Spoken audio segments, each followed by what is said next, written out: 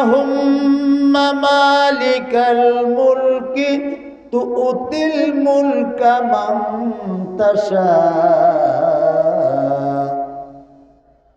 ওয়া তানজিউল মুলকা মিম্মান তাশা। ও নবী আপনি বলুন, আল্লাহুম্মা মালিকাল মুলকি, আয় আল্লাহ রব্বুল আলামিন, আপনি সমস্ত রাজ্যের অধিপতি, সমস্ত রাজ্যগুলির আপনি হলেন মালিক। তু'তিল মুলকা মান তাশা,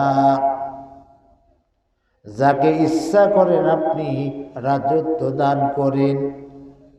ওয়া তানজিউল মুলকা মিম্মান তাশা, যাকে ইচ্ছা করেন তার থেকে আপনি আবার রাজ্য ছিনাইয়া নেন।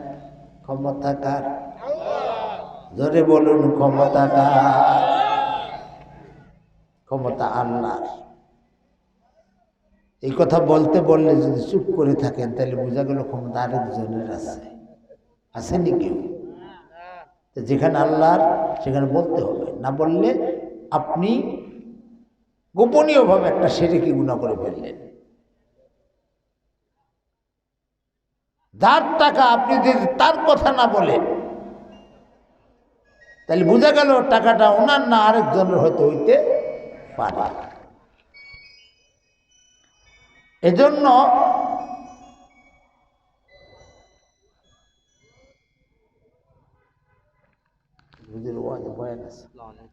এজন্য আপনাকে খেয়াল করতে হবে, যেখানে যেই কথা বলা দরকার সেখানে সেই কথা কিন্তু বলতে হবে, নাইলে অনেক সময় ঈমান থাকে, অনেক সময় ঈমান চলে যায়। তাহলে আমি জিজ্ঞাসা করেছিলাম রাজ্য কার? আমার দিকে তাকান, রাজ্য কার? আল্লাহ। তু'তিল মুলকা মান তাশা, আপনি যাকে ইচ্ছা করেন রাজত্ব দান করেন। ওয়া তানজিউল মুলকা মিম্মান তাশা, যার থেকে ইচ্ছা করেন আপনি রাজত্বকে কেড়ে নিয়ে যান। ওয়া তু'ইজ্জু মান তাশা, আপনি যাকে ইচ্ছা সম্মান দান করেন, ইজ্জত দান করেন। ওয়া তুযিল্লু মান তাশা, আপনি যাকে ইচ্ছা করেন বেইজ্জতি করে রাজ্য থেকে ঘাড় ধরে নামিয়ে দেন। ক্ষমতা কার? ও আমার বাবার বন্ধুরা, তাহলে আজকে আমি আপনাদের সামনে যেই সূরা থেকে তেলাওয়াত করেছি, সূরাটার নাম মুলুক। মুলুক শব্দের অর্থ হলো রাজত্ব। আল্লাহ রব্বুল আলামিন বলেন, তাবারাকাল্লাযী বিয়াদিহিল মুলকু, অতীব বরকতময় সেই মহান রব্বুল আলামিন, যার হস্তের মধ্যে, হাতের মধ্যে রয়েছেন সমস্ত রাজ্যের চাবিকাঠি। সারা বিশ্বে 256টা রাষ্ট্র, 256 জন রাষ্ট্রপতি। জোরে বলেন ঠিক কিনা? এই সমস্ত 256 জন রাষ্ট্রপতিরও একজন রাষ্ট্রপতি আছে, তিনি হলেন আমার আল্লাহ, তিনি হলেন আমার রব। চিৎকার দিয়ে বলেন কথা ঠিক কি ঠিক না? আল্লাহ রাব্বুল আলামিন বলেন, আমি অতি বরকতময়, আমার হাতের মধ্যে রয়েছে সমস্ত রাজত্বের চাবিকাঠি। উতিল মুলকা মান আশা, আমি যাকে ইচ্ছা, মান আশা, আমি যাকে ইচ্ছা করি এই রাজত্ব দান করি। অনানজিউল মুলকা মিম্মান তাশা মান আশা, আমি যার কাছ থেকে ইচ্ছা করি এই রাজ্যটাকে কেড়ে নিয়ে যাই। আমি যখন ধরি তখন আর রাখার মতো কেউ নাই, আমি যখন দেই তখন আর ধরার মতো কোনো লোক নাই। চিৎকার দিয়ে বলেন কথা ঠিক কি ঠিক না?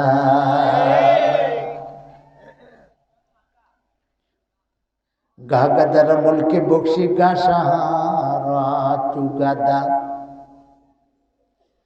গাহাগাদার মুলকে বক্সি গাছারা চুগাদা আজবর হায় নিমে নানি তোর বদর হায় রাকুনি নদীরে পার ভাঙ্গে ও পার গড়ে এই তো তাহার খেলা সকাল বেলার ধরিরে করে ফকির সন্ধ্যা বেলা সকাল বেলার ফকিরকে করে ধনী সন্ধ্যা বেলা ক্ষমতাকা আমার বাবারা বন্ধুরা ফিলিস্তিন রাজ্য ওই ফিলিস্তিন রাজ্যের একজন প্রাক্তন বাদশা ছিল তার নাম ছিল আলবতুগিন আলবতুগিন একজন গোলাম কিনে নিয়েছিল গোলামের নাম রেখেছে সবকতুগিন আলবতুগিন বাদশা সবকতুগিন হলো গোলাম গোলাম হলে গোলাম খুব অত্যন্ত ওবিডিয়েন্ট গোলাম বাধ্যগত গোলাম বাচ্চা যখন যেই কাজে হুকুম দেয় ওই কাজটা তৎক্ষণাৎ করে ফেলে কোনো অলসতা করে না এই জন্য বাচ্চা সবকতুগিন আলবতুগিন তার প্রতি খুব খুশি সবকতুগিনের প্রতি খুশি সবকতুগিন দেখে মন্ত্রী মিনিস্টাররা মাঝে মধ্যে বন্দুক নিয়ে হরিণ শিকার করতে যায় মনে মনে চিন্তা করে আমি হইলাম গরিব মানুষ আমার মনের মধ্যে শখ আছে আহ্লাদ আছে কিন্তু করে বলতে পারি না আমি যদি একদিন হরিণ শিকার করতে পারতাম এই মনের দুঃখে ফজরের নামাজের পরে মসজিদের দরজায় বসে বসে চিন্তা করতেছি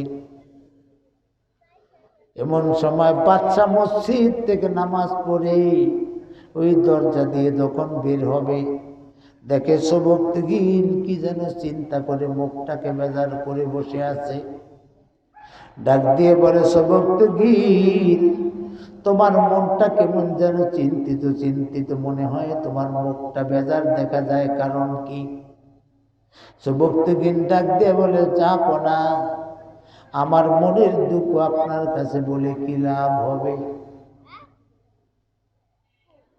আলবতুগিন ডাক দিয়ে বলো সবকতুগিন তুমি আমার গোলাম তোমার মনে কোনো কথা যদি থাকে আকাঙ্ক্ষা যদি থাকে দাবি যদি থাকে আমার কাছেই তো তুমি দাবি করবা কথা ঠিক কিনা আমার কাছেই তো তুমি দাবি করবা বাচ্চা যখন এইভাবে নির্ভয় দিল সবকতুগিন বাচ্চার কাছে বলল বাদশা নন্দন আপনার মন্ত্রী মিনিস্টারের হরিণ শিকার করতে যায় আমার একটু হরিণ শিকার করতে যাইতে ইচ্ছা করে কিন্তু আমার ঘোড়া নাই আমার বন্দুক নাই আমি কেমন করে হরিণ শিকারে যাব বাচ্চা আলবতুগিন বলল আমার সাথে আসো ঘরের মধ্যে গিয়ে নিজের পাশ করা বন্দুকটা সবকতুগিনের হাতে তুলে দিয়ে বলে ওই যে দেখো আমার ঘোড়া ওই ঘোড়ায় চড়ে তুমি একটু হরিণ শিকার করে নিয়ে আসো সুবহানাল্লাহ বাদশা চাকরে রে কি দিছে হাতে দিছে বন্দুক নিজের ঘোড়া দিয়ে দিছে ঘোড়ায় চড়ে সবকতুগিন শিকার করার জন্য বনের দিকে রওনা করেছে মন্ত্রী মিনিস্টারেরা দেখে ডেকে ডেকে বলে বেটা কই যাস কয় হরিণ শিকারে যাই দাও বেটা গোলাম গোলামের আবার হরিণ শিকার তবে বাদশার বন্দুক তোর কাছে বাদশার ঘোড়ায় তুই চড়ছ তোকে আমরা ফিরাতে পারবো না তবে একটা কথা মনে রাখ হরিণ যদি শিকার করে আনতে পারো ভালো না আনতে পারলে কিন্তু খবর আছে সবকতুগিন বলে আল্লাহর উপরে ভরসা করে চললাম মানুষ আমরা ভরসা করব কার উপরে জোরে কোন কার উপরে সুখের সময়ও আল্লাহর উপরে ভরসা করব, দুঃখের সময়ও আল্লাহর উপরেই ভরসা করতে হবে। যেন বলেন ঠিক কিনা? ও বাবারা, বন্ধুরা, আপনি যদি আল্লাহর উপরে ভরসা করেন, আল্লাহ রাব্বুল আলামিন বলেন, ওমাইয়া তাওয়াক্কাল আলাল্লাহি ফাহুয়া হাসবুহু। আমি আল্লাহর উপরে যারা ভরসা করে, আমি আল্লাহই তাদের জন্য যথেষ্ট হয়ে যাই। চিৎকার দিয়া বলেন সুবহানাল্লাহ। আর গরিব দেনে কো তো ইয়ার হায়, हर गरीब देने को तो यार है, जो न मांगे उसे वो बेजार है। আল্লাহ রব্বুল আলামিন সব সময় দেওয়ার জন্য প্রস্তুত। যে আল্লাহর কাছে চায় আল্লাহ খুশি হয়ে তারে দেয়। যে ব্যক্তি আল্লাহর কাছে চায় না, আল্লাহ তার প্রতি বেজার হয়ে যায়। এই জন্য বাবার, আমার বন্ধুরা, আমার 1 নম্বর ওয়াজ হলো আপনাদের প্রতি, আমার প্রতি, আমরা সব সময় চাইব কার কাছে? ও বাবারা, বন্ধুরা, কোনো পীরের কাছে চাওয়া জায়েজ নাই, কোন মুর্শিদের কাছে চাওয়া জায়েজ নাই, কোন খাজা বাবার কাছে চাওয়া জায়েজ নাই। এমনকি আপনি নবীকেও বলতে পারবেন না, নবীকেও আপনি আমার এটা দেন, কারণ নবীকে দিছে কে? অলিকে দিছে কে? খাজা বাবার দিছে কে? সুতরাং যে দিতে পারে তার কাছে আপনি চাইবেন। আপনার চাওয়ার জন্য কোনো ভাইয়ার দরকার নাই, কারণ প্রতিদিন রাত্র যখন 3 ভাগের 1 ভাগ চলে যায়, রাত্র যখন 3 ভাগের 1 ভাগ চলে যায়, মনে করেন 12 ঘন্টা রাত্র 4 ঘন্টা যখন চলে যায়, আল্লাহ রাব্বুল আলামিন প্রথম আসমানে নেমে আসেন। প্রথম আসমানে নেমে এসে আল্লাহ রাব্বুল আলামিন ডাক দিয়ে বলে, আমার বান্দা, তোমার যদি কিছু চাওয়ার থাকে আমার কাছে চাও। তোমার যদি রোগ থেকে মুক্তি পাওয়ার আশা আছে আমার কাছে তুমি মুক্তি চাও, রোগ থেকে মুক্তি চাও। তোমার যদি রিজিকের প্রয়োজন হয় আমার কাছে রিজিক চাও। তোমার যদি গুনাহ মাফের প্রয়োজন হয় আমার কাছে গুনাহ মাফ চাও। আমার কাছে গুনাহ মাফ চাইলে আমি তোমার জীবনের গুনাহগুলো মাফ করে দিব। তোমার রিজিকের অভাব, রিজিক চাইলে আমি তোমাকে রিজিক দিয়ে পরিপূর্ণ করে দিব। তোমার গুনাহ মাফে চাইলে গুনাহ মাফ করে দিব।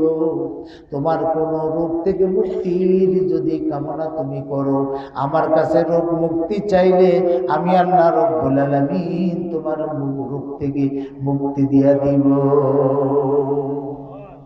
কোন সময়?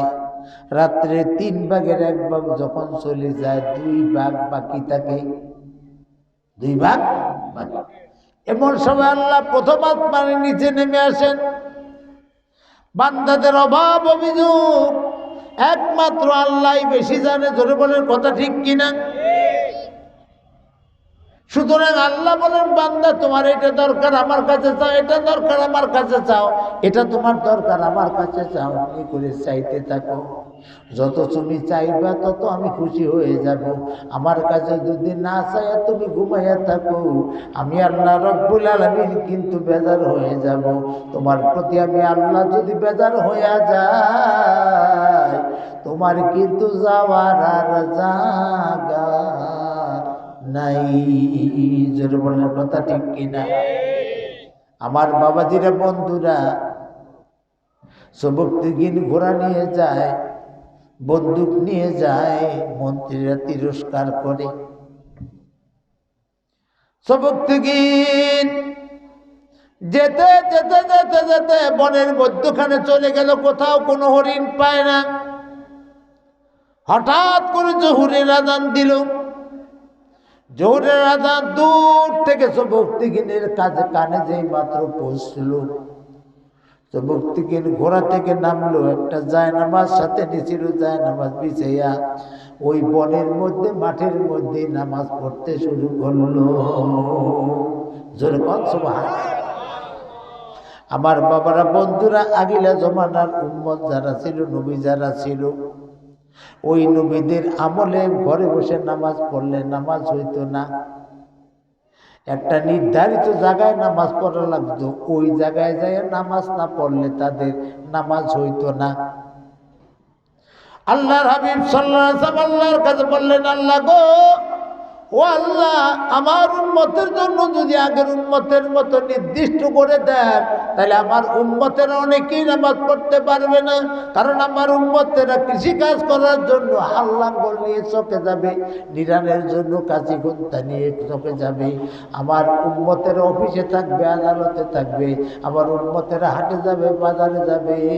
আজান দিলে পরে মসজিদে যায় সবার জন্য নামাজ পড়া সম্ভব হবে না। সুতরাং আল্লাহ গো, তোমার কাছে আমি চাই। আল্লাহ জিজ্ঞাসা করেন, ও নবী, তুমি আমার কাছে কি চাও? আল্লাহ নবী ডাক দিয়ে বলে, আল্লাহ আমার উম্মতের জন্য সারা পৃথিবীর মাটিটাকে মসজিদ বানিয়ে দিতে হবে। আল্লাহ রাব্বুল আলামিন বলেন, নবী গো, তোমার আবদার আমি মঞ্জুর করলাম। মুসা নবীর জমানায় একবার যে জায়গায় নামাজ পড়তো, জীবন ভর ওই জায়গায় যে নামাজ পড়া লাগতো। ঈসা নবীর জমানায় একবার যেই জায়গায় যায় নামাজ পড়তো, ওই জায়গায় যায় নামাজ পড়া লাগতো, নইলে নামাজ হইতো না। আমি আল্লাহ রব্বুল আলামিন তোমার দাবির প্রকৃতিতে, তোমার আবদারের পরিপ্রেক্ষিতে আমি আল্লাহ রব্বুল আলামিন সারা পৃথিবীর মাটিটাকে মসজিদ বানিয়ে দিলাম। তোমার উম্মতেরা, আমার বান্দারা যখনই নামাজের সময় হয়ে যাবে, মসজিদে যা সারতে পারলে সারবে, না সারতে পারলে ওই জায়গায় এসে নামাজে দাঁড়িয়ে যাবে। চিৎকার দিয়ে বলেন সুবহানাল্লাহ। সহজ করছে না কঠিন করছে? যেরকম সহজ না কঠিন? কার খাতিরে? বিশ্বনবী মুহাম্মদ রাসূলুল্লাহ সাল্লাল্লাহু আলাইহি ওয়াসাল্লামের খাতিরে। কিন্তু কপাল পোড়া মুসলমান, সময় থাকা সত্ত্বেও, জাগা থাকা সত্ত্বেও মুসলমান নামাজ পড়ে না। তখন আল্লাহ রব্বুল আলামিন ডাক দিয়ে বলে, যারা নামাজ পড়লা না তারা হইলা আমার পক্ষ থেকে নাশুকরি বান্দা। আর আমার শুকরিয়া আদায় না করার কারণে কিয়ামতের কঠিন ময়দানে ইন্না আযাবি লাশাদীদ, নিশ্চয় আমার আযাব বড় কঠিন হবে। চিৎকার দিয়া বলি নাউজুবিল্লাহ। সবক থেকে যায় নামাজ বিছে নামাজ পড়তে শুরু করলো। জোহরের নামাজ পড়ে আবার ঘোড়ার উপরে উঠলো, ঘোড়া দাবড়াইতে শুরু করলো, চালাইতে শুরু করলো, ঘোড়া দৌড়াতে শুরু করলো। কোথাও কোনো হরিণ খুঁজে পায় না। হঠাৎ করে আবার আসরের নামাজের আযান দিল। সবক থেকে আবার আসরের নামাজটা যায় নামাজ বিছে জমিনের মধ্যে পড়ে নিল। এবার মনে মনে চিন্তা করে, বেলা আর কতটুকু আছে? এখন যদি আমি বাড়ির দিকে রওনা না করি, তাইলে আমার মালিকের কিছু কাজ আছে মাগরিবের নামাজের পরে, ওই কাজগুলি আমি করতে পারবো না। আর আমার মালিক আমাকে রাখছে তার কাজ করার জন্য, গোরা সে হরিণ শিকার করার জন্য আমাকে আমার মালিক রাখে নাই। সুতরাং আমার মালিক যদি বেতন হয়ে যায়, আর এই বেতন যদি আমি নেই, এই বেতনটা আমার হালাল হবে না। এই চিন্তা করে সমস্ত দিন ঘোড়া উল্টাইয়া বাড়ির দিকে রওনা করলো। কিন্তু একটা হরিণ বা হরিণের বাচ্চা পর্যন্ত পাইল না। মনে মনে চিন্তা করতেছে, ওরা যখন জিজ্ঞাসা করবে, হে গোলাম, হরিণ কই? আমি ওদেরকে বলবো চেষ্টা করছি, পাই নাই। আল্লাহ আমার ভাগ্যে হরিণ জুটাইয়া দেয় নাই, সুতরাং আমি হরিণ পাই নাই। এতে আমার লজ্জার কিছু নাই। বাড়ির দিকে রওনা করলো। যেই মাত্র বাড়ির দিকে রওনা করলো, হঠাৎ করে তাকে দেখে বনের কিনারে একটা হরিণ তার দুইটা বাচ্চাকে পাও দুইটা দুই দিকে এইভাবে দিয়ে বাচ্চা দুইটারে দুধ পান করাইতেছে। যুবক থেকে মনে মনে চিন্তা করলো, হরিণ যখন পাইছি তাহলে একটু শিকার করে ধরে নিয়ে যাই। দৌড়ান দিল, হরিণীও দৌড় দিল, বাচ্চা দুইটাও দৌড় দিল। দুইটা বাচ্চার মধ্যে একটা বাচ্চা ছিল সবল, বল ছিল, শক্তি ছিল, ও মায়ের সাথে দৌড়ে পালাইয়া যেতে পারলো। আরেকটা বাচ্চা ছিল দুর্বল, দৌড়াতে পারে নাই, সবুক্তগিনের হাতে ধরা খাইয়া গেল। সবুক্তগিন মনে মনে চিন্তা করতে আরম্ভ করলেন, যা আল্লাহ যা করেছে ভালোই করেছে। ওরা যদি জিজ্ঞাসা করে অন্তত বলতে পারবো বাচ্চা পাইছি, বাচ্চাই আনছি। এইভাবে বাচ্চাটাকে আন্দা দিয়া কুলের মধ্যে বসাইয়া ঘোড়া দাবড়াইতে শুরু করলো, চলতে শুরু করলো। চলতে চলতে অনেক দূর যাওয়ার পরে শুনতে পায় পিছন থেকে টুক টুক টুক টুক করে আওয়াজ হয়। পিছনের দিকে তাকায় দেখে বাচ্চার মা হরিণী পিছন দিক থেকে বারবার চিল্লান দেয় আর দৌড়াইয়া পিছনে পিছনে আসে। যুবক তগিনের চোখে পানি এসে গেল। মা তার বাচ্চার জন্য কত মায়া, জীবনের দিকে তাকায় না, আমার পিছনে পিছনে আসতেছে। সুতরাং বাচ্চাটাকে ধরে নেওয়া আমার উচিত হবে না। এই বলে ঘোড়া থেকে নেমে বাচ্চাটাকে ছেড়ে দিয়ে বলল, যা তুই তোর মায়ের কুলে চলে যা। যুবক তগিন যখন বাচ্চাটা ছেড়ে দিল, বাচ্চা দৌড়ে মায়ের কাছে চলে গেল।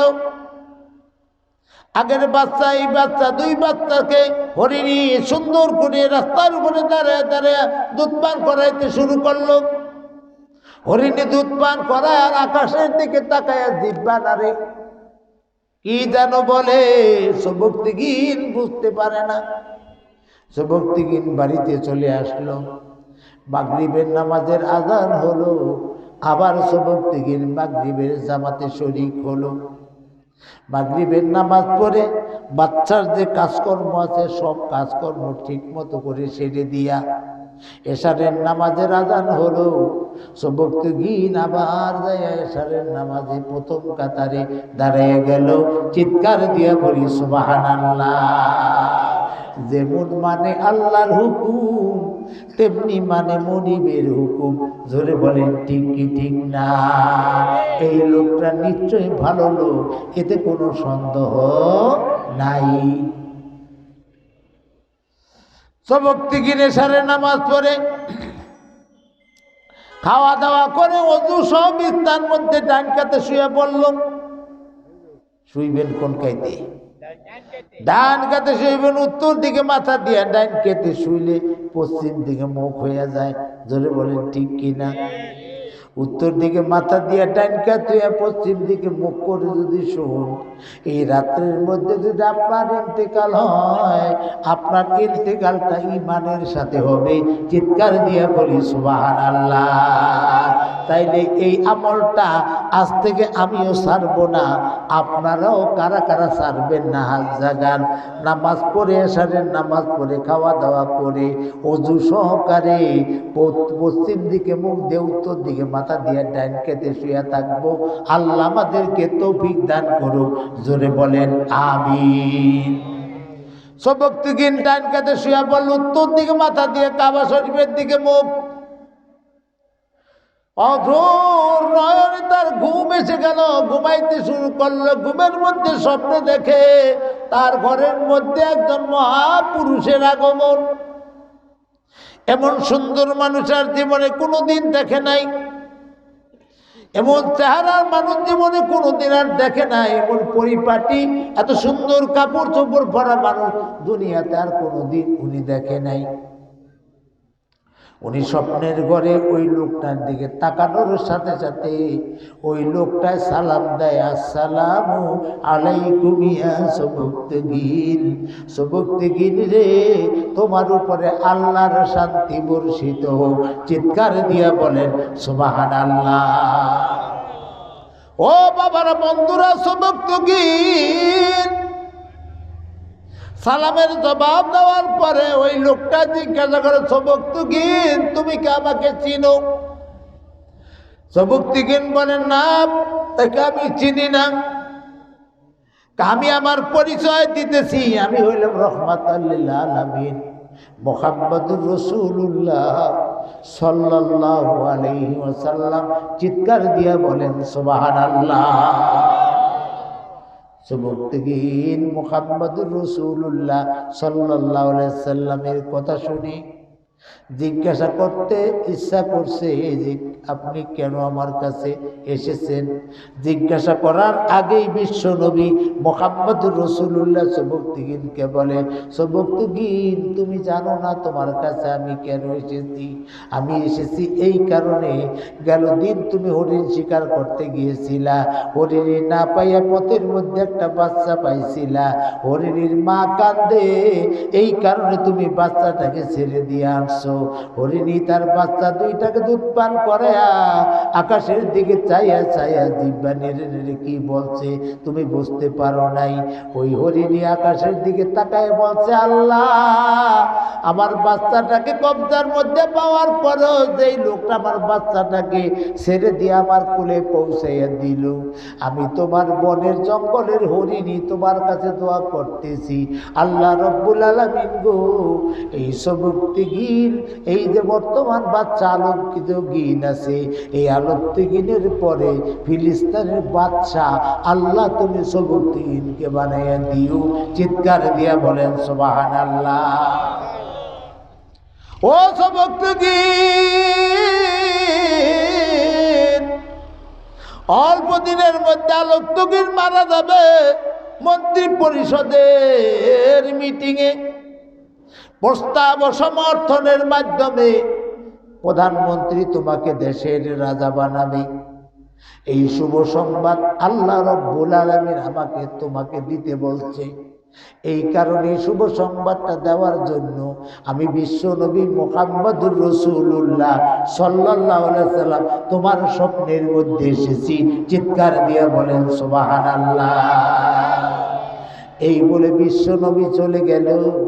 হঠাৎ করে মসজিদের থেকে আযান হলো, আসসালাতু খায়রুম মিনান নাওম। আল্লাহু আকবার, আল্লাহু আকবার, লা ইলাহা ইল্লাল্লাহ। আযান হয় কি হয় না? ও বাবারা, বন্ধুরা, মুয়াজ্জিন আযান দেয়। মুয়াজ্জিন আযান দেওয়ার পরে দুই শ্রেণীর লোকগুলি দুই ভাগে বিভক্ত হয়ে যায়। এক শ্রেণীর লোক লেপ তুষক ফালে দিয়া, ঠান্ডা পানি হোক গরম পানি হোক, শীতের দিনে অজু করে ঠক ঠক ঠক ঠক করতে করতে মসজিদে চলে আসে জামাতের সাথে নামাজ পড়ে এক শ্রেণীর লোক। আর এক শ্রেণীর লোক দেখবেন, যেই মাত্র মুয়াজ্জিন আযান দেয়, এতক্ষণ মুখটা খালি ছিল, উদাম ছিল, যেই মাত্র মুয়াজ্জিন আযান দেয় লেপটারে টানিয়া মুড়া দেয়। আছে না না? আল্লাহ নবী মুহাম্মদ রাসূলুল্লাহ সাল্লাল্লাহু আলাইহি সাল্লামকে ইবলিস শয়তান একদিন দাওয়াত দিল। দাওয়াত দিয়ে বলল, ইয়া রাসূলুল্লাহ, আপনি তো কিয়ামতের কঠিন ময়দানে আমাকে ছাপাইয়া দিবেন যে আমার উম্মতরে তোরে তুই জাহান্নামী করেছিস। এই বলে আমাকে যাতে চাপায় দিতে না পারেন, এই জন্য আপনাকে কিছু দৃষ্টান্ত দেখাবো। অমুক জঙ্গলে আপনি আসবেন। আল্লাহ নবী জঙ্গলের মধ্যে গেলেন। জঙ্গলের মধ্যে যাওয়ার পরে আল্লাহ নবী দেখলেন ইবলিস শয়তান বসা। নবীকে দেখে ইবলিস শয়তান দাঁড়িয়ে গেল। ইবলিস শয়তান বলে, হুজুর দেখেন। আল্লাহ নবী দেখতে শুরু করলো। একটা পাত্রের মধ্যে কিছু গোবর, কিছু মিষ্টি, কিছু পায়খানা, কিছু পচা মশা, মরা ধরা সাপ, কুচা ইত্যাদি একটা পাত্রের মধ্যে, টাকারির মধ্যে। ইবলিস শয়তানকে রাসূলুল্লাহ জিজ্ঞাসা করে, এগুলি কেন রাখছো? ডাক দেয়া বলে, হে আল্লাহ নবী মুহাম্মদ সাল্লাল্লাহু আলাইহি ওয়াসাল্লাম, ফজরের নামাজে আযান দিলে পরে যেই সমস্ত লোকেরা লেপ টাইনা মুড়া দেয়, ওরা আসলে লেপ টাইনা মুড়া দেয় না। আমি ওদেরকে বলি, এখন পর্যন্ত অনেক রাইত আছে, আর একটু ঘুমাইয়া লো, আর একটু ঘুমাইয়া একটু পরে ওইটা ফজরের নামাজ পড়িস। এই বলে ওর হাত দ্বারা আমি লেপটা টান দিয়ে দিই, ওই লেপের নিচে চলে যায়। আমিও যখন লেপটাকে ফাঁক করে, আমিও শয়তান ইবলিস লেপের মধ্যে চলে যাই। ল্যাপের মধ্যে চলে গিয়া ওর মাথার মধ্যে হাত বুলাই, পায়ের মধ্যে হাত বুলাই, পিঠের মধ্যে হাত বুলাই আর বলি, মনুরে ঘুমায় ঘুমায়, মুয়াজ্জিন তাড়াতাড়ি আজান দিয়া দিছে, একটু পরে যাইয়া তুই ফজরের নামাজে শরীক হইস। এই বলে আমি ওর পিঠ ধোয়াইতে থাকি, মাথা ধোয়াইতে থাকি, ওর পায়ের মধ্যে দুলতে থাকি, আর ও ব্যক্তি আরামের মধ্যে আরামের ঘুমে ঘুমিয়ে যায়।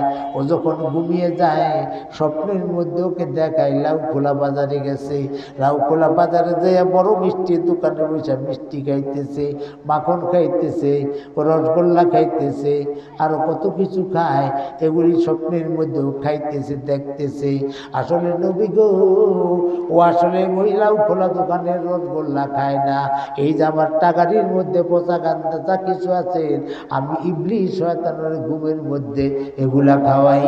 চিৎকার দিয়া বলেন নাউজুবিল্লাহ। এই খাওয়াতে খাওয়াতে আমরা অনেকের স্বপ্নে দেখাই খালের মধ্যে মাছ ধরতে নামছে, বলো চাবাইতেছে, বলো চাবাইতেছে, মাছ পড়ে না। হঠাৎ করে গড় করে উঠছে, একটা মাছ পড়ছে। মাছটাকে এইভাবে ঘুরে, মাছও গরুর হাতও করে বলের মধ্যে দিয়া ঘুরতে ঘুরতে এক সময় মাছের গালচার মধ্যে হাত দিয়া ধরে, হাত দিয়া ধরে কয়, পাইছি রে। এমত অবস্থায় মাছ জিজ্ঞাসা করে, কি পাইছ? ছেলেটায় ডাক দিয়ে বলে, মাগো স্বপ্নের মধ্যে ঘুমের মধ্যে আমি মাছ ধরতে গেছিলাম, মাছ একটা পাইছিলাম কিন্তু ধরে রাখতে পারলাম না। হারাম দাদা তুই এখন পর্যন্ত ঘুমে ফজরের নামাজ পড়ছনি? কয় নামাজ পড়ি নাই। কয় কেমনে, কেন নামাজ পড়লি না? কয় আজান হয়েছে, তাড়াতাড়ি মনে করিয়া ল্যাপটারে মুড়া দিলাম, আরামের ঘুম ঘুমাইয়া গেলাম। স্বপ্নে দেখতে শুরু করলাম লাউখোলা দোকানে যাই মিষ্টি খাইতেছি, স্বপ্নের মধ্যে দেখতে পাইলাম পুলিশ আমারে দৌড়াইতেছে, স্বপ্নের মধ্যে দেখতে পাইলাম আমি মাছ ধরতেছি, স্বপ্নের মধ্যে দেখতে পাইলাম ক্ষেত নিরাইতে গেছি, আর একটু নিরানো বাকি আছে।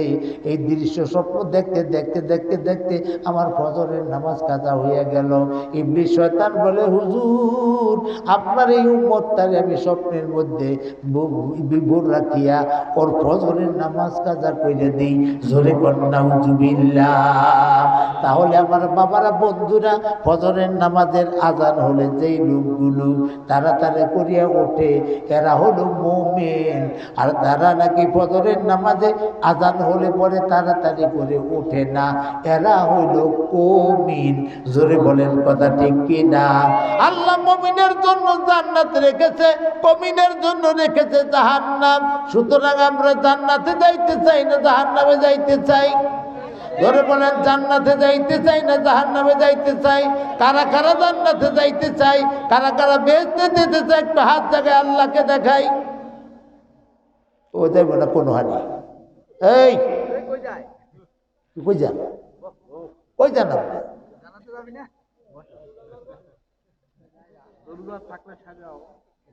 কি এর জন্য?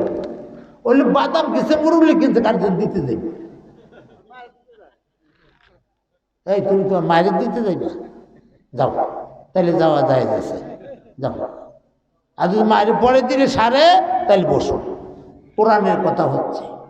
এর পাশাপাশি কিছু ঘটনা দিয়া কোরআনের কথাটাকে আমি সুন্দর সাজাইতে চেষ্টা করতেছি। জোরে বলেন কথা ঠিক কি ঠিক না? এই মুহূর্তে যদি কেউ উঠে যায় তাহলে বোঝা গেল কোরআনটা তার কাছে, কোরআনের আলোচনা তার কাছে ভালো লাগে নাই। যার কাছে কোরআনের আলোচনা ভালো না লাগবে, তার কাছে গান ভালো লাগবে, তার কাছে টেলিভিশন ভালো লাগবে, তার কাছে জারি গান ভালো লাগবে, পুঁথি ভালো লাগবে, কবিতা ভালো লাগবে। জোরে বলে কথা ঠিক কিনা? আর যার কাছে গান ভালো লাগে, পুঁথি ভালো লাগে, কবিতা ভালো লাগে, এই লোকগুলো কোনোদিন আল্লাহর জান্নাতে যাবে না। জোরে বলেন কথা ঠিক কি ঠিক না? যদি ওঠেন হিসাব করে ওঠেন। ওই বেটা উঠার কারণে 3-4 মিনিটের সময় আমার বেশি লেগে গেল। একজন করে উঠবেন, আমি 3-4 মিনিট করে সময় বেশি নেব, হুজুরি রাত দুবারে খেলা দিই। ও আমি দেশি বক্তা দেখে মনে করছেন যে সহজে উঠে দেবেন না। আমার মাহফিল থেকে উঠে যাওয়াটা এত সহজ না। যে উঠবেন, কারণ আমি তো আপনার সবাই দেখি, কথা ঠিক কিনা? যে উঠবেন আমি তাকেই ডাক দিব। ইল্লা মাশাআল্লাহ ওজোর যদি থাকে, হ্যাঁ, ওজোর থাকলে উঠতে পারবে। প্রসাব হইলে 1 আঙ্গুল দেখাইবেন, পায়খানা হইলে 2 আঙ্গুল দেখাইবেন। আর যদি মোবাইলে কাল ঘরত ঘরত করে ডাক দেয়, মোবাইলটা একটু খুলবেন, খুললে কানে দিয়ে দেখবেন বাবাই করতে তুই ওয়াজে যায় পরিচর্বে না, তোর ছেলে দি খালে করে বাবাই গেছে হাসপাতাল যাইতে তাড়াতাড়ি ওরে কাশি দিয়ে বেঁধে রাখুন যাইব। এরকম বলি যাই না, কোনো আপত্তি নেই, তাও যাইবেন 3 আঙ্গুল দেখে যে আমার এককালে জরুরি, না গেলে আর উপায় নাই। ধরে বলেন ঠিক কিনা? আমার বাবাজিরা, বন্ধুরা, বলতেছিলাম ফজরের নামাজের সময় ঘুমিয়ে থাকে। এই ফজরের নামাজের সময় যারা ঘুমিয়ে থাকবে সারাদিন যত কাম করবে, কামের মধ্যে বরকত হবে না। জোহরের নামাজ যদি কোনো ব্যক্তি না পড়ে, তার চেহারার মধ্যে কোনো দিন লাবণ্যতা, মায়া মমতার চেহারা থাকবে না। আসরের নামাজ যে ব্যক্তি না পড়বে, তাকে আল্লাহ রব্বুল আলামিন জাহান্নামের আসামি বলে ঘোষণা করে। মাগরিবের জামাত যারা না পড়বে, আল্লাহ রব্বুল আলামিন কিয়ামতের ময়দানে এই মাগরিব না পড়নেওয়ালা লোকদেরকে উলঙ্গ করে জাহান্নামের মধ্যে ফেলবে। এশারের নামাজ যারা না পড়বে, বাবারে, তার দুনিয়া আখিরাত সব ধ্বংস হয়ে যাবে। চিৎকার দিয়ে বলি নাউজুবিল্লাহ। তাহলে জান্নাতে যদি যাইতে চাই, নামাজ ছাড়া উপায় নাই। জোরে বলেন কথা ঠিক কি ঠিক না? একদল কিয়ামতের ময়দানে আল্লাহকে ডেকে বলবে, আল্লাহ, আমরা জান্নাতে যেতে চাই। আল্লাহ জিজ্ঞাসা করবেন, নামাজ পড়ছো নি? কয় নামাজ পড়ছি। কয় তুমি কি নামাজ পড়ছো? আমি প্রত্যেক শুক্রবার দিন জুমার নামাজ পড়তাম। ঠিক আছে, তুমি জুমা পড়তাম, তুমি কি নামাজ পড়ছো? আমি 2 ঈদের নামাজ পড়তাম, আর নামাজ পড়তাম না। তুমি কি নামাজ পড়ছো? আমি রোজার মাসে নামাজ পড়ছি, 11 মাসের মধ্যে আর নামাজের কাছে যাই নাই। তুমি কি নামাজ পড়ছো? আমি শ্বশুর বাড়িতে গেলে নামাজ পড়তাম, বাড়িতে আইলে এক ওয়াক্ত নামাজও পড়তাম না। তুমি কি নামাজ পড়ছো? আমি ইলেকশনে দাঁড়াইছিলাম, মেম্বার হইতে যেন পারি, চেয়ারম্যান যেন হইতে পারি, এই জন্য আমি যেই কদিন ইলেকশন ছিল, ইলেকশনের কাজকর্ম চলছিল, ওই দিন এক ওয়াক্ত নামাজ আমি কাজা করি নাই। আল্লাহ বলে, বুঝতে পারলাম। আল্লাহ একটা কেনার থেকে একটা লোকের জিজ্ঞাসা করবে, ও বান্দা, তুমি কি নামাজ পড়ছো? উনি কে, আল্লাহ, আমি 5 ওয়াক্ত নামাজ পড়ছি, এবং জুমার নামাজ পড়ছি, ঈদের নামাজ পড়ছি, জানাজার নামাজে শরীক হয়েছি, আমি কোনো নামাজ সারি নাই। আল্লাহ রব্বুল আলামিন ডাক দেব, আজকে আসরের ময়দানে সব সমান। এই লোকগুলি আনন্দে লাফাইতে থাকবে, হ্যাঁ হ্যাঁ সব সমান। উনি নামাজ পড়েও তা, আমি নামাজ না পড়েও তা, সব সমান। আনন্দে লাফাইতে থাকবে। আল্লাহ বলে, লাফাইও না, আমি একটা হুকুম দিব। আমার হুকুমটা যদি তোমরা আদায় করতে পারো, তাইলে হুকুম আদায় করার সাথে সাথে আমি তোমাদেরকে জান্নাত দিয়ে দিব। বান্দারা সবাই মিল্লা বলবে, আল্লাহ বলেন। যত তাড়াতাড়ি বলবেন তত তাড়াতাড়ি হুকুম পালন করব।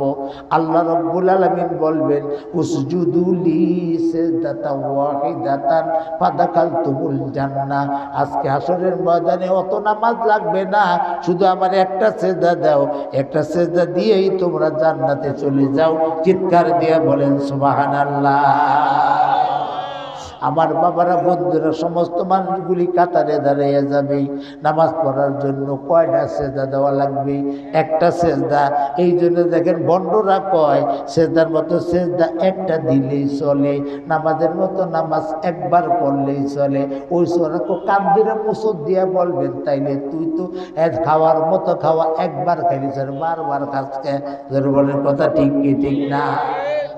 আমার বাবাজিরা, বন্ধুরা, একটা সেজদা দিয়ে আল্লাহ বলবে জান্নাতে চলে যাও।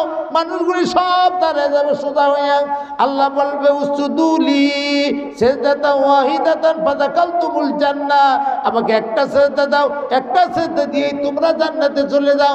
সমস্ত মানুষগুলি সেজদা দেওয়ার জন্য রুকু লাগে কি লাগে না? রুকু দেওয়ার চেষ্টা করবে, রুকু দিতে পারবে না, কারণ আল্লাহ তাআলা পিঠটাকে বাঁশ বানাবে না।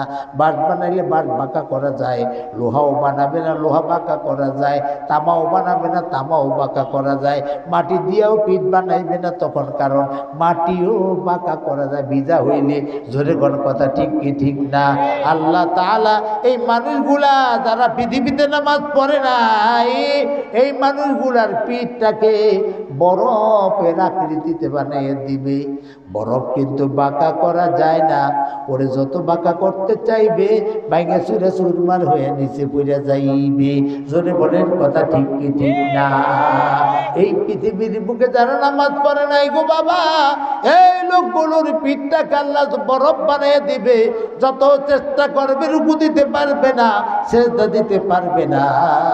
সেজদা দেওয়ার জন্য যখন বেশি পিড়াপিড়ি পারাপারি করবে, সাথে সাথে ভেঙে চুরি চুরমার হয়ে নিচের দিকে পড়বে। এই নিচে পড়বে, নিচের নামই হইল জাহান্নাম। চিৎকার দিয়ে বলেন নাউজুবিল্লাহ। আমার বাবারা, বন্ধুরা, এই জন্য একজন কবি সুন্দর করে বলতো, এই জগতে যারা নামাজ পড়িবে, মনে রাখবেন, মনে রেখে হাঁটবেন আর চিন্তা করবেন, এই গজলটা গাইবেন। কি গজল? এই জগতে যারা নামাজ পড়িবে,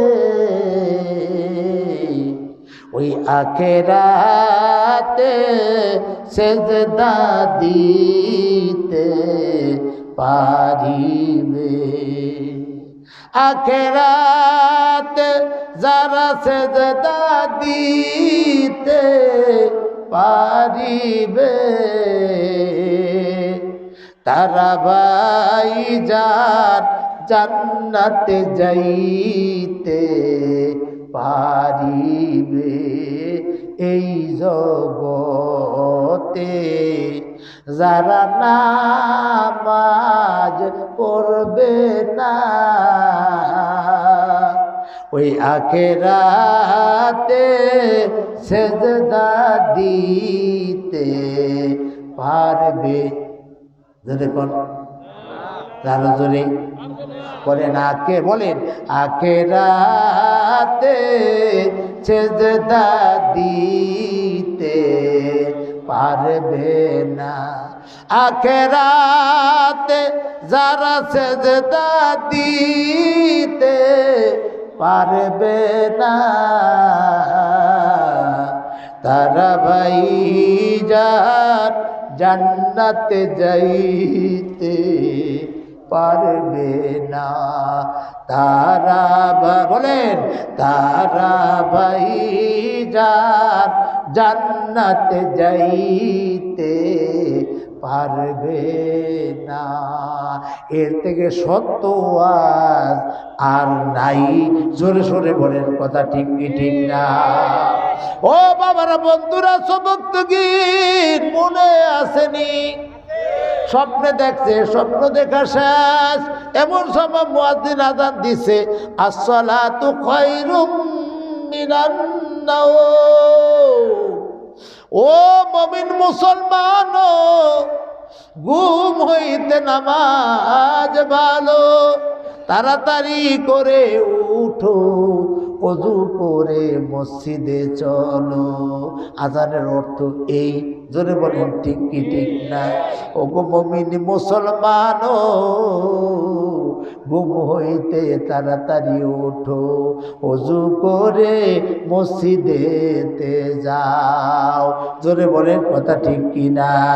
ওই মসজিদে যাইয়া তুমি যখন আল্লাহু আকবার বলে সিজদা যাইবা, তোমার পাও যায়া দুনিয়ার চটের উপরে পড়ছে, তুমি দেখো চটের উপরে পড়ছে, তুমি দেখছো যায় নামাজের উপরে পড়ছে। আল্লাহর ওলিরা বলেন, নবীজি বলেছেন, আসলে তোমার কপাল যায়া চটির উপরে পড়ে নাই, চটের উপর পড়ে নাই, তোমার কপাল যায়া ওই যায় নামাজের উপরে পড়ে নাই, তোমার কদম যায়া আল্লাহর কুদরতি পায়ের উপরে পড়ছে। চিৎকার দিয়া বলেন সুবহানাল্লাহ। যখনই আপনার কপালটা আল্লাহর কুদরতি পায়ের উপরে যায় পড়ছে, নত জানু হইয়া পাঁচটা জিনিস দিয়া যখন আল্লাহকে সিজদা দিয়েছেন, 1 নম্বরে কপাল, 2 নম্বরে নাক, 3 নম্বরে 2 হাত মাটিতে আছে না নাই, 4 নম্বরে 2 হাঁটু, 5 নম্বরে 2 পা মাটিতে আছে না নাই। এই 5টা জিনিস দিয়া নত জানু হইয়া যখন আপনি সিজদায় গেছেন, সিজদা দেওয়ার পরে মাথাটা আল্লাহর কুদরতি পায়ের উপরে এইভাবে যখন ফেলে দিয়েছেন, আল্লাহ রব্বুল আলামিন তার রহমতি বরকতি 2টা হাত দিয়া আপনার পিঠের উপরে করে মোছা দিয়ে দিছে। চিৎকার দিয়ে বলে সুবহানাল্লাহ। আর আল্লাহ তার পিঠের উপরে মোছা দিয়ে দিবে রহমতে বরকতে হাত দ্বারা। ও বাবা, এই লোকটা কিয়ামতের কঠিন ময়দানে জাহান্নামে যাবে না, এই লোকটা নিশ্চয়ই জান্নাতি হয়ে যাবে। জোরে বলেন কথা ঠিক কি ঠিক না? ও বাবারা, বন্ধুরা, সবক্তগী তখন মুয়াজ্জিনের আযান শুনছে। আযান শোনার পরে সবক্তগী উঠে গেছে। মানুষ ঘুমাইলে আর ওযু থাকে, জোরে কর, ঘুমাইলে আর ওযু থাকে না। সবক্তগীর ওযু নাই, তাড়াতাড়ি করে ওযু করছে, ওযু করে মসজিদে নামাজ পড়ছে। নামাজ পড়ে মসজিদের বারান্দায় বসে চিন্তা করতেছে, কি দেখলাম, কি দেখলাম, আমার মতো গোলামি কি এই দেশের বাচ্চা হইতে পারবে নি? হঠাৎ করে ওই দেশের বাচ্চা আলোকতগীনের স্বাস্থ্য অসুস্থ হয়ে গেল। রাজ্যের মধ্যে বাচ্চা অসুস্থ হয়ে গেল। এই সুযোগ পাইয়া চোর ডাকাত বদমাশে রাষ্ট্র ছাইয়া গেল। রাষ্ট্র যখন ছাইয়া গেল, চোর ডাকাত বদমাশে দেশের টাকা তখন বিদেশে পাচার করতে শুরু করলো। যে যেখানটা পাইলো সেখান থেকেই যখন খাইতে শুরু করলো, তখন বাচ্চা চিন্তা করলো এর প্রতিকারের জন্য কার পরামর্শ নেওয়া যায়। কে যেন কানে কানে বলে দিল, তোমার এই প্রতিকারের জন্য এই চুরি চামারি, ডাহাজারি, চিন্তায়, ডাকাতি, এই টাকা পাচার, এগুলি যদি তুমি থামাইতে চাও তাহলে সবক্তগীনের পরামর্শ নাও। সবক্তগীনের কাছে পরামর্শ নিয়া রাষ্ট্র যখন অসুস্থ অবস্থায় সে চালায়, তখন দেখা গেল রাষ্ট্রের মধ্যে শান্তি শৃঙ্খলা আবার চলে আসলো। প্রধানমন্ত্রী জিজ্ঞাসা করলো, বাদশা নন্দন, এই রাষ্ট্রটা এইভাবে চালানোর পরামর্শ কার থেকে শিখছেন? সবক্তগীন আমার গোলাম পরামর্শ দিয়েছি, আর সেই পরামর্শ অনুযায়ী আমি রাষ্ট্র পরিচালনা করেছি, যাতে রাষ্ট্রের মধ্যে শান্তি চলে আসছে। হঠাৎ করে ওই আলোকতগীন বাদশা মারা গেল। বাদশা মারা যাওয়ার পরে মন্ত্রী পরিষদের একটা মিটিং বসলো। ওই মিটিংয়ের মধ্যে প্রধানমন্ত্রী সে প্রস্তাব দিল, এই দেশের বাচ্চা বর্তমানে সবক্তগীন হইলে ভালো হয়, তোমাদের মতামত কি? 360 জন মন্ত্রী, মিনিস্টার, এমপিরা সকলেই বলল, জি হ্যাঁ, হ্যাঁ হ্যাঁ হ্যাঁ। এখন যদি এই দেশের প্রধানমন্ত্রী, দেশের বাচ্চা যদি সবক্তগীন হয়, তাইলে দেশটা শান্তি হয়ে যাবে। আমার বাবারা, বন্ধুরা, মন্ত্রী পরিষদের ঐক্য পরিষদ, ঐক্য গঠনে মন্ত্রী পরিষদের সমর্থন প্রস্তাবের মাধ্যমে সবক্তগীন গোলাম আফগানিস্তানের বাচ্চা হয়ে গেল। চিৎকার দিয়ে বলেন সুবহানাল্লাহ। গাগা দ্বারা বলকে বকশি গাসাহারা চুগাদা, গাগা দ্বারা মুলকে বকশি গাসাহারা চুগাদা, আকবরায়ে নিমে নানিদ দরবদর হায় রাকুনি, আকবরায়ে নিমে নানিদ দরবদর হায় রাকুনি। আমার বাবারা, বন্ধুরা, আল্লাহ যদি ইচ্ছা করে রাজাকে প্রজা বানাইতে পারেন, প্রজাকে আল্লাহ রব্বুল আলামিন রাজা বানাইতে পারেন। জোরে বলেন কথা ঠিক কি ঠিক না? ও বাবারা, বন্ধুরা গো, আল্লাহ রব্বুল আলামিন বলেন, তাবারাকাল্লাযী বিয়াদিহিল মুলক ওয়া হুয়া আলা কুল্লি শাইইন কাদির। অতীব বরকতময় সেই মহান রব্বুল আলামিন, যিনি হলেন সমস্ত রাজত্বের অধিপতি, সমস্ত রাজাদেরও রাজা, তার নাম হলো রাজা ধীরাজ। জোরে বলেন কথা ঠিক কিনা? আর শুনে রেখো, ওহুয়া আলা কুল্লি শাইইন কাদির, তিনি হলেন সর্বশক্তিমান, তার মতো শক্তি পৃথিবী আর কারো নাই। চিৎকার বলে বলেন কথা ঠিক কি ঠিক না? ও বাবারা, বন্ধুরা, কত বড় শক্তিমান তিনি! তিনি আপনাকে কেন সৃষ্টি করেছেন? আল্লাহ রাব্বুল আলামিন বলেন, আল্লাযী খালাকাল মাউতা ওয়াল হায়াতা লিয়াবলুয়াকুম আইয়ুকুম আহসানু আমালা। আল্লাহ রাব্বুল আলামিন বলেন, আমি সেই রব, আমি সেই আল্লাহ, আল্লাযী খালাকাল মাউতা, যে আমি আল্লাহ রাব্বুল আলামিন প্রথম মৃত্যু সৃষ্টি করেছি, ওয়াল হায়াতা, তারপরে জীবন সৃষ্টি করেছি। আগে বানাইছি মৃত্যু, তারপর বানাইছি জীবন। কিভাবে হইল বাবা?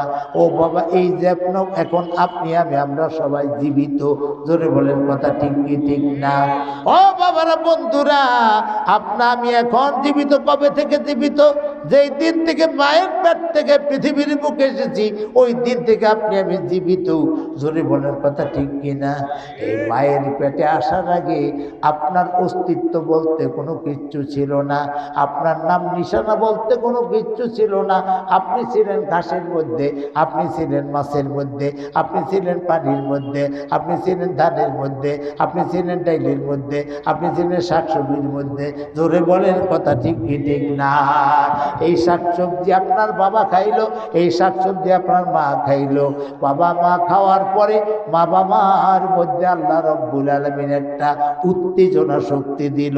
এই উত্তেজনা শক্তি যখনই তাদের ঘনিয়ে আসলো তখনই আবার বাবা এবং মা দুইজনে বিবাহ শাদী হলো। বিবাহ শাদীর পরে আমার মা আমার বাবার সাথে মিলন করলেন, আমার বাবা আমার মায়ের সাথে মিলন করলেন। ওই মিলনের সময় আল্লাহ রব্বুল আলামিন বলেন, ও দুনিয়ার মানুষ, মিন বাইনি সুলবি ওয়াত্তারাইব, আমি আল্লাহ রব্বুল আলামিন তোমার মায়ের বক্ষপিঞ্জর থেকে আর তোমার বাবার পিঠ থেকে নিয়া 2 ফোঁটা পানি তোমার মায়ের পেটের মধ্যে জমা করে দিলাম। তাইলে বোঝা গেল তুমি আগে ছিলা মৃত্যু। আল্লাযী খলাকাল মাউতা, তিনি আগে মৃত্যু বানাইছিল। জোরে বলেন কথা ঠিক কি ঠিক না?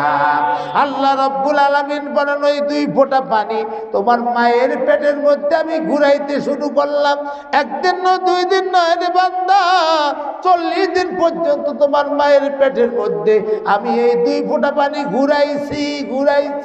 40 দিন ঘূর্ণায়নের পরে তোমার মায়ের পেটের মধ্যে একটা রক্তের পিণ্ড আমি বানাইছি। যখনই তোমার মায়ের পেটের মধ্যে মা বাবা দুইজনে মিলিত 2 ফোঁটা পানি আমি যখন ঘুরাইতে শুরু করছি তখন মায়ের মাথার মধ্যে চক্কর দিছে। কি দিছে? চক্কর দিছে। মা ঘুরাই দিকে পড়ে যায়, মা ঘুরাই দিকে পড়ে যায়, খানি খানি বড় বমি করে, মা যেন অস্থির হয়ে যায়। মার এই বমি করতে দেখে মায়ের মাথা ঘুরে পড়ে যায়। এই দৃশ্য দেখে তোমার দাদা, তোমার দাদি, তোমার নানা, তোমার নানি এরা মুস্কি হাসছে আর কইছে, মানব তৈরির কারখানায় কাজ শুরু হয়ে গেছে। জোরে কোন কথা ঠিক না ঠিক? মায়ের পেটটা হলো মায়ের মানুষ তৈরির কারখানা।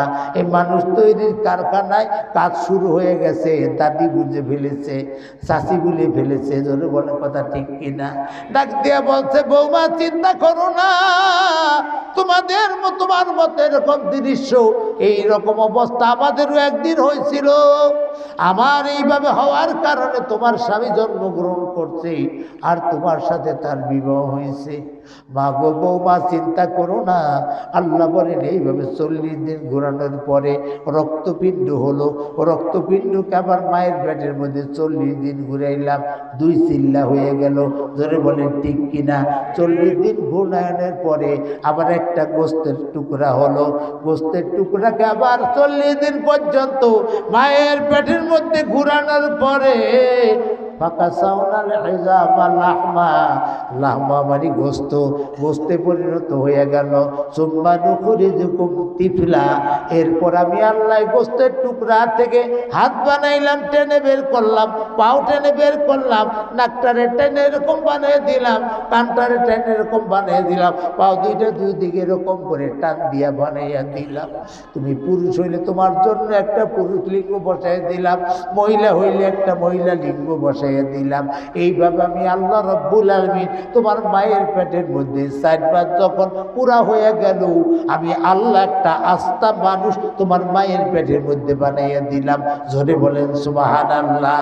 আল্লাহ রব্বুল আলামিন এই মায়ের পেটের মধ্যে আপনি খাবেন কি, আমি খাবো কি? আপনার তো রিজিকের দরকার, আমার তো রিজিকের দরকার। ওখানে খাওয়া দাওয়া কিছু ব্যবস্থা করা দরকার। দুনিয়ার কোনো পচা খাদ্য আল্লাহ রব্বুল আলামিন আপনাকে আমাকে খাওয়ায় নাই। মায়ের মাসিককে বন্ধ করে দিয়া ওই মাসিকটার রক্ত হলো নাপাক, এই নাপাক রক্তটাকে বন্ধ করে দিয়া আল্লাহ রব্বুল আলামিন আপনার মুখ দ্বারা খাওয়ায় নাই। কারণ বান্দা পৃথিবীর বুকে যাবে, যাইয়া এই মুখ দ্বারা আমার কোরআন পড়বে। আমি যদি আমার বান্দারে নাপাক খাওয়াইয়া দেই তাহলে আমার পবিত্র কোরআন পড়া হবে না। এই কারণে আল্লাহ রব্বুল আলামিন আপনার মায়ের মাসিককে বন্ধ করে দিয়ে রক্তগুলো আপনাকে মুখ দ্বারা খাওয়ায় নাই। আপনার নাভির সাথে মায়ের নাভির সাথে একটা তার লাগাইয়া আল্লাহ তাআলা আপনার আমার খাওয়ার ব্যবস্থা করছে। চিৎকার দিয়া বলেন সুবহানাল্লাহ। এইভাবে খাওয়াইলেন তিনি 10 দিন। 10 দিন পর্যন্ত খাওয়ার পরে আল্লাহ রব্বুল আলামিন মায়ের একটা প্রসব বেদনা দিল। ওই প্রসব বেদনার মধ্য দিয়ে আর বর্তমানে ডাক্তাররা সিজার করিয়া মায়ের পেট থেকে বাচ্চা বের করলো। ওই বাচ্চা পৃথিবীর বুকে আসলে খাবে কি? এই বাচ্চা তো শক্ত কোনো খাবার খাইতে পারবে না, এই বাচ্চা দানাদার কোনো খাবার খাইতে পারবে না, এই বাচ্চা ঠান্ডা পানি খাইতে পারবে না, এই বাচ্চা বেশি গরম পানিও খাইতে পারবে না, এই বাচ্চা লজেন্স খাইতে পারবে না, এই বাচ্চা আপনার টোস্ট খাইতে পারবে না, বিস্কুট খাইতে পারবে না, ভাত খাইতে পারবে না। কি খাবে তাহলে? এই জন্য আল্লাহ রব্বুল আলামিন আপনার জন্মের 6 মাস আগে মায়ের বুকের মধ্যে 2টা ফ্রিজ দিয়া এই ফ্রিজের মধ্যে খানা গরম করে রাখছে। মায়ের পেটের বুকের উপরে 2টা ফ্রিজে খানা জমা করে রাখছে। যেই মাত্র আপনি পৃথিবীর বুকে আসছেন, ওয়া ওয়া করে কাঁদতে আরম্ভ করেছেন, যেই মাত্র আপনি ওয়া ওয়া করে কাঁদতে আরম্ভ করেছেন, মায়ের কানে যখন আপনার আওয়াজ গেছে, মা এতক্ষণ পর্যন্ত বেহুশ হইয়া ছিল। যে মাত্র আপনার কান্নার আওয়াজ গেছে, মা চক্ষু মেলা চাইছে। চোখে মেলা চাইয়া দেখে পাশেই তার বাচ্চাটা শুয়ে রয়েছে। অমনি ডাইন কাজ বাম কাজ থেকে ডাইন কেটে ঘুরছে। বাম কেটে ঘুরার পরে দাদি বলছে, ও বৌমা, দাদি বলছে, ও বৌমা, তাড়াতাড়ি করে তোমার স্তন খোলো। স্তন খুলে স্তনের বোটাটাকে একটু পরিষ্কার করে বাচ্চার মুখের মধ্যে ধরো। যেই মাত্র বাচ্চার মুখের মধ্যে তোমার আমার মুখের মধ্যে ধরছে, সাথে সাথে তুমি আমি চৌ চৌ করে খাইতে আরম্ভ করেছি। চিৎকার দিয়ে বলেন সুবহানাল্লাহ। এমন খাদ্য খাইছি রে বাবা, মায়ের স্তনে বোঠার মধ্যে যদি একটা ছিদ্র দিত, ঘর ঘর করিয়া মুখের মধ্যে খাদ্য যাইতো, আপনার গলা আটকা যাইতো, আমার গলা আটকা যাইতো, আপনি আমি মরা যাইতাম। ধরে বলেন কথা ঠিক কি ঠিক না? এই জন্য আল্লাহ রাব্বুল আলামিন একটা না 2টা না, মায়ের স্তনের বোঠার মধ্যে 32টা নাল দিয়া আল্লাহ তাআলা দুধ বের করে আপনাকে আমাকে খাওয়াইয়া ইউরাব্বি তু তুরাব্বি, আল্লাহ পালতে পালতে পালতে পালতে পালতে পালতে আপনাকে আমাকে এই পর্যন্ত পৌঁছাইছে। চিৎকার দিয়া বলেন কে পালছে? কে সৃষ্টি করেছে? আল্লাহর বান্দা, আল্লাহ সৃষ্টি করেছে। ধরে বলেন কথা ঠিক কিনা? আল্লাহ রাব্বুল আলামিন বলেন, আল্লাযী খালাকাল মাউতা, আমি আল্লাহ প্রথম মৃত্যু রাখছিলাম, ওই মৃত্যু থেকে ওয়াল হায়াতা, তোমার জীবন আমি সৃষ্টি করেছি। কেন মৃত্যু থেকে তোমাকে আমি জীবিত করলাম তুমি কি জানো? লিয়াবলুয়াকুম আইয়ুকুম আহসানু আমালা, আমি পরীক্ষা করতে চাই তোমাদের মধ্যে কার আমল বেশি উত্তম। যদি তোমার আমল উত্তম হয় রে বান্দা, তুমি যাইবা জান্নাতে। তোমার আমল যদি উত্তম না হয় রে বান্দা, তুমি যাইবা জাহান্নামে। এই উত্তম আমল পরীক্ষা করার জন্য কার আমল বেশি উত্তম, এটা পরীক্ষা করার জন্য আল্লাহ রব্বুল আলামিন আপনাকে আমাকে পৃথিবীর বুকে সৃষ্টি করেছে। জোরে বলেন কথা ঠিক না ব্যাঠিক? ওই মহান রব্বুল আলামিন এরপরে বলতেছেন, ওয়াহুয়াল আজিজুল গফুর, দুনিয়ার মানুষের যেই মহান রব্বুল আলামিন এত সুন্দর করে তোমার মায়ের পেটের মধ্যে তোমারে বানাইলো, ওই আল্লাহকে তুমি কি চিনো? ওহুয়াল আজিজুল গফুর, তিনি হইলেন পরাক্রমশীল, ক্ষমতার অধিকারী, এবং তিনি হইলেন তোমার প্রতি দয়ালু। জোরে কোন সুবহানাল্লাহ। এই আজিজুল গফুর দ্বারা বুঝাইলো, ও দুনিয়ার মানুষেরা, তোমরা যদি পাপ কাজ করো আমি ঘন্টায় ঘন্টায় তোমাদের থেকে হিসাব নিব, আর যদি নেক কাজ করো, পাপ করার পর আমার কাছে যদি তওবা করো, আনাল গফুরুর রহিম, আমি গফুরুর রহিম, তোমার জীবনের গুনাহগুলি মাফ করে দিব। চিৎকার দিয়ে বলেন সুবহানাল্লাহ। এরপর আল্লাহ রব্বুল আলামিন বলেন, আল্লাযী খালাকা সাবআ সামাওয়াতি তিবাকা, আমি এমন এক রব, আমি রব মহান রব্বুল আলামিন। সাবআ সামাওয়াতি তিবাকা, আমি 7টা আসমান আমি তোমার মাথার উপরে স্তরে স্তরে ভিন্ন ভিন্ন করে বানাইছি। চিৎকার দিয়া বলেন সুবহানাল্লাহ। মহান রব্বুল আলামিন 7টা আসমান তৈরি করেছেন গো বাবা। এক আসমানে পৃথিবীর বুক থেকে প্রথম আসমানের দূরত্ব 500 বছরের রাস্তা। কেমন 500 বছর? নবীজিকে নিয়ে যেতে এসেছিল বোরাক। কি আসছিল? বোরাক। এই বোরাকের নবীজিকে নিয়ে যে দৌড় দিল, বোরাক কত দ্রুত যাইছে আর গেছে আমরা তো বুঝি না। বরকন শব্দের অর্থ হইল বিদ্যুৎ। বিদ্যুতের গতি হইল 1 সেকেন্ডে 1,86,000 মাইল। জোরে কোন সুবহানাল্লাহ। বোরাক এমন দৌড় দিছে 1 সেকেন্ডে 1,86,000 মাইল গেছে। এই বোরাকের প্রথমে জমিন থেকে আসমানে যাইতে সময় লাগছে 500 বছর। চিৎকার দিয়া বলেন সুবহানাল্লাহ। ওই আসমানটা আবার পুরা বা মোটা হইল 500 বছরের রাস্তা, আবার 500 বছর খালি, আবার একটা আসমান, ওই আসমান আবার পুরা বা মোটা হইল 500 বছরের রাস্তা, আবার 500 বছরের রাস্তা খালি, আবার একটা আসমান, ওই আসমানের পুরা হইল 500 বছরের রাস্তা। আমার বাবারা, বন্ধুরা গো, আপনারা তো জানেন, আমরা বুঝি না। আসমান আল্লাহ রব্বুল আলামিন এই আসমান জমিন একদিনে বানাইতে পারতো। শুধুমাত্র আল্লাহ যদি বলতো কুন ফায়াকুন, হও, সাথে সাথে হয়ে যাইতো। ধরে কোন সুবহানাল্লাহ। আমার বাবারা, বন্ধুরা গো, কিন্তু আল্লাহ তাআলা আসমান জমিন 7 দিনে বানাইছে। কয় দিনে? 6 দিনে বানাইছে। ফি সিত্তাতি আইয়ামিন সুম্মা ইস্তাওয়া আলাল আরশি। আল্লাহ তাআলা আসমান জমিন 6 দিনে বানাইয়া আল্লাহর আরশে আল্লাহ সমসীন হয়েছেন। আমার বাবারা, বন্ধুরা, একদিনে বানাইতে পারতো, 8 দিনে বানাইতে পারতো, 1 ঘন্টায় বানাইতে পারতো, 1 মিনিটে বানাইতে পারতো, 1 সেকেন্ডে বানাইতে পারতো, একটা মুহূর্তে বানাইতে পারতো। শুধু যদি বলতো কুন হয়ে যাও, ফায়াকুন, সাথে সাথে হয়ে যাইতো। ধরে বলেন কথা ঠিক কিনা? কেমনে ভাবে কুন কইলে ফায়াকুন হয়? হযরত ইব্রাহিম আলাইহিস সালাতু ওয়াস সালামকে আগুনের মধ্যে ফেলেছে নমরুদ।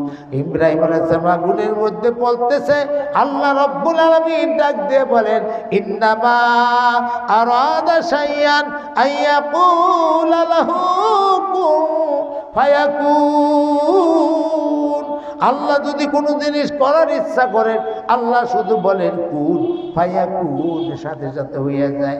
আল্লাহ রব্বুল আলামিন দেখলেন তার বন্ধু ইব্রাহিম আগুনের মধ্যে পড়ে যাচ্ছে। আল্লাহ রব্বুল আলামিন আগুনের প্রতি অর্ডিনেন্স জারি করলেন, আইন জারি করলেন, ফরমান জারি করলেন। কুলনা ইয়া নারু কুনি বারদাও ওয়া সালামান আলা ইব্রাহিম। আগুনে, ও আগুন, তুই আর গরম থাকিস না, তুই এমন ঠান্ডাও হইস না যাতে আমার নবীর গায়ে ঠান্ডা লেগে যায়। এমন গরম থাকিস না যাতে আমার নবীর গায়ে ঠোসকা পড়ে যায়। কুনি বারাদার সালাম ও সালামান, এমন ঠান্ডা হবি যেই ঠান্ডাকে বলে শান্তিদায়ক ঠান্ডা। দ্যাট মিনস ইংরেজিতে বর্তমানে বলে এয়ার কন্ডিশন। জোরে বলেন কথা ঠিক না ব্যাঠিক? আগুনের প্রতি আল্লাহ অর্ডিন্যান্স জারি করে দিলেন, হুকুম জারি করে দিলেন, ও আগুন তুই শান্তিদায়ক ঠান্ডা হয়ে যা। ফায়াকুন, সাথে সাথে আগুন শান্তিদায়ক ঠান্ডা হয়ে গেল। ইব্রাহিম আলাইহিস সালাম 40 দিন পর্যন্ত আগুনের মধ্যে রইল, একটা পশমও পড়ে নাই। শক্তিকার, ধরে বলেন শক্তিকার। এজন্য আল্লাহ বলেন তাবারাকাল্লাযী বিয়াদিহিল মুলকু ওহুয়া মানে তিনি, আলা কুল্লি শাইইন কাদির, সব কিছুর উপরে শক্তিশালী। জোরে বলেন কথা ঠিক কি ঠিক না? আল্লাহ রাব্বুল আলামিন বলেন আল্লাযী খালাকা সাবআ সামাওয়াতিন তিবাকা, আমি আল্লাহ রাব্বুল আলামিন 7টা আসমানকে খণ্ডে খণ্ডে ভিন্ন ভিন্ন করে বানাইছি। ও বান্দারা, এই 7টা আসমানের প্রথম আসমানকে আমি বানাইছি দরিয়ার তরঙ্গের ফানা দিয়া। জোরে বল সুবহানাল্লাহ। পানি যদি ঢেউ হয়, ঢেউয়ের একটা ফানা হয়। জোরে বলেন ঠিক কিনা? দরিয়ার মধ্যে ফানাও খেলছিল, ওই ফানা দিয়ে আল্লাহ তাআলা প্রথম আসমান বানাইছে। দ্বিতীয় আসমানকে আল্লাহ রব্বুল আলামিন বানাইছে রূপা দিয়া। তৃতীয় আসমানকে আল্লাহ বানাইছে স্বর্ণ দিয়া। চতুর্থ আসমানকে আল্লাহ বানাইছে দ্বিতীয় আসমানকে আল্লাহ বানাইছে লোহা দিয়া। তৃতীয় আসমানকে আল্লাহ বানাইছে তামা দিয়া। চতুর্থ আসমানকে আল্লাহ বানাইছে রূপা দিয়া। পঞ্চম আসমানকে আল্লাহ বানাইছে স্বর্ণ দিয়া। ষষ্ঠ আসমানকে আল্লাহ বানাইছে জবরজুত পাথর দিয়া। আর সপ্তম আসমানকে আল্লাহ বানাইছে লাল ইয়াকুত পাথরের দ্বারা। চিৎকার দিয়া বলেন সুবহানাল্লাহ। আমার বাবারা, বন্ধুরা গো, এইভাবে আল্লাহ স্তরে স্তরে, একটা নয় দুইটা নয়, 7টা আসমান আমাদের মাথার উপরে তৈরি করেছে। চিৎকার দিয়ে বলেন সুবহানাল্লাহ। আল্লাহ রাব্বুল আলামিন বলেন দুনিয়ার মানুষ, আমি শুধু আসমানকে স্তরে স্তরে বানাই নাই, তোমার পায়ের নিচে যেই মাটি, এই মাটিকেও আমি আল্লাহ তাআলা স্তরে স্তরে বানাইছি। বলো কেমন করে বানাইছি? তোমরা যে মাটির উপরে আছো, এই মাটির তলকে বলা হয় ভূতল। মাটির তলের নাম কি? ভূতল। ভূতলের নিচে আছে রসাতল, রসাতলের নিচে আছে মহাতল, মহাতলের নিচে আছে পাতাল, পাতালের নিচে আছে তাহাতাসারা। এইভাবে 7টা পর্যায় আমি আল্লাহ জমিনকেও বানাইছি। চিৎকার দিয়া বলেন সুবহানাল্লাহ। ও দুনিয়ার মানুষ, আমি কেমন শক্তিশালী! ইন্নানি আনাল গফুরুর রহিম। আমি শুধু শক্তিশালী না, আমি আল্লাহ গাফুরু, আমি আল্লাহ রহিম। সুতরাং আমার বান্দারা, তোমরা চিন্তা করো না, আমি আল্লাহ রব্বুল আলামিন 7 আসমান জমিনকে এত সুন্দর করে করে বানাইছি। আমি যদি ইচ্ছা করি 7 জমিনের মালিক, 7 আসমানের মালিক, ইচ্ছা করলে কাউকে আমি বানিয়ে দিতে পারি। আমি আল্লাহ যদি ইচ্ছা করি নগরকে শহর বানাইতে পারি, শহরকে নগর বানিয়ে দিতে পারি, নদীর পার ভাঙ্গি ও পার গড়ি। এই তো আমার খেলা। সকাল বেলার ধনী রে তুই ফকির সন্ধ্যা বেলা, সকাল বেলার ধনী রে তুই ফকির সন্ধ্যা বেলা।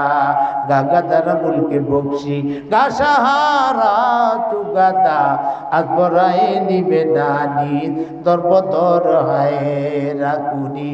আল্লাহ বাদশাকে রাজার, বাচ্চাকে প্রজা বানাইতে পারে, প্রজাকে আল্লাহ রব্বুল আলামিন বাদশা বানাইতে পারে। ওই যে সবক্তিগিনের কথা দিয়া একটু আগে বুঝাইলাম, আল্লাহ এই গোলামকে আফগানিস্তানের বাদশা বানাইয়া দিছে। এই শক্তি কার? একমাত্র আল্লাহর। জোরে বলেন কথা ঠিক কি ঠিক না? জমানার পয়গম্বর নাম হলো হযরতে উযাইর আলাইহিস সালাতু ওয়াস সালাম। এই উযাইর আলাইহিস সালাতু ওয়াস সালামের জমানায় একজনের রাজ্য চালাইতো। ওই বাদশাটা ছিল অত্যন্ত জালেম। ওই জালেম বাদশার নাম ছিল বখতে নসর। নাম কি? বখতে নসর। এই বক্তে নসর বাচ্চা এমন জালেম, বাইতুল মুকাদ্দাস মসজিদটা ড্রেজার দিয়া ভেঙে চুরি চুরমার করে দিয়েছিল, ফিলিস্তিন নগরটাকে ভেঙে চুরি চুরমার করে দিয়েছিল।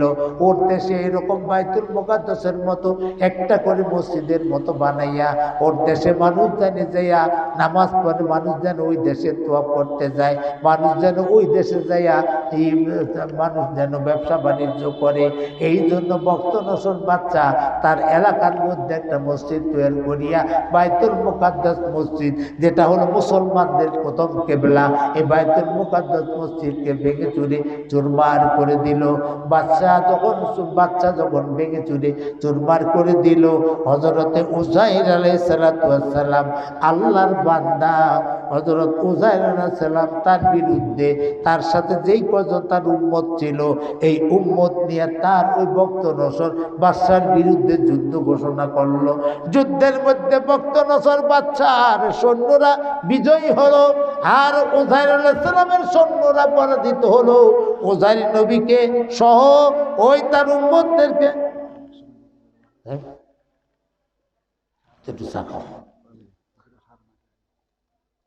সুবহানাল্লাহ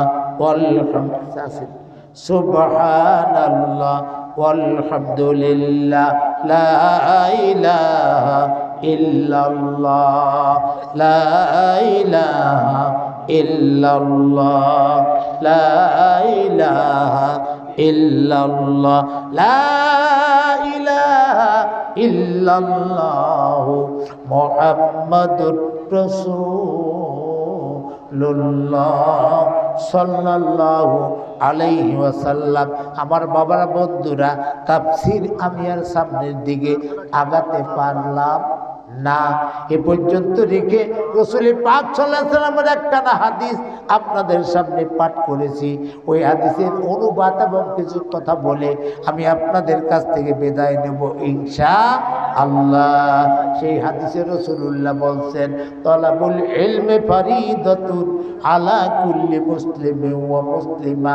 ইলম শিক্ষা করা প্রত্যেকটা নর এবং নারী, পুরুষ এবং মহিলা সকলের জন্য ফরজ। ইলম শিক্ষা করা কি ফরজ? কার জন্য? পুরুষ এবং নারী সকলের জন্য ইলম শিক্ষা করা ফরজ।